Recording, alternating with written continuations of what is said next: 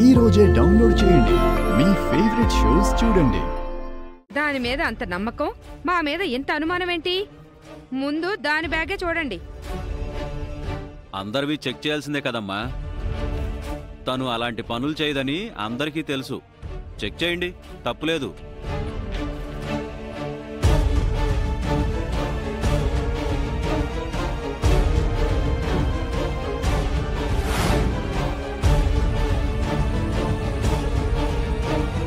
ఇది శ్రీకర్ బావది, ఇది అర్చనది.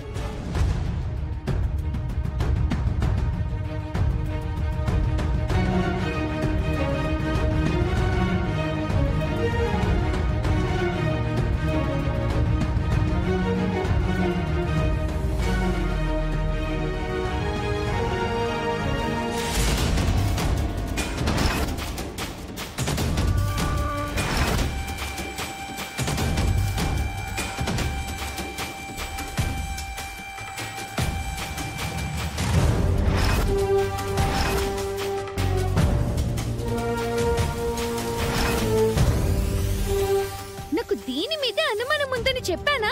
అదే జరిగింది. ఇది మామూలు పిల్ల కాదు, దొంగ పిల్ల.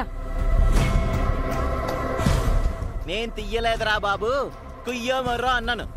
అయినా సరే నన్ను అనుమానించారు. నేనేదో రోజు పర్సులు చైన్లు కొట్టేసే దొంగలాగా.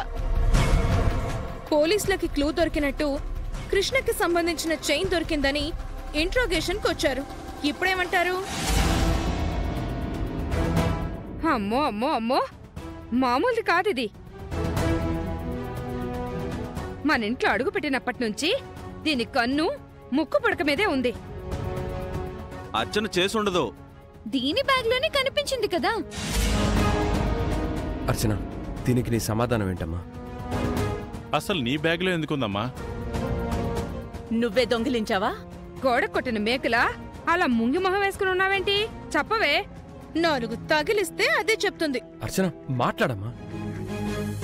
ఇది చిన్న విషయం కాదు. ఈ తప్పు కుటుంబం మొత్తం మీద పడుతుంది. నీ మౌనం అంగీకారం అనుకోవాలా? లేదు, అర్చన చేసుండదు.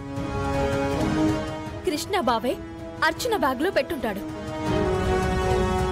ఇదిగో కొట్టానంటే మొహం పచ్చడైపోతుంది. అర్చన చేసిందంటే మేము నమ్మం. ఇది నీ పనే. కాదండి, నేనే చేశాను.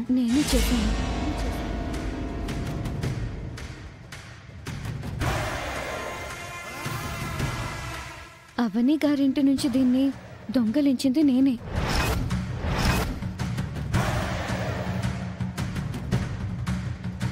కృష్ణ గారి మీద నింద వేయకండి, నేనే దొంగని. నువ్వు అబద్ధం చెప్తున్నావు. నిజం చెప్తున్నాను మేడం.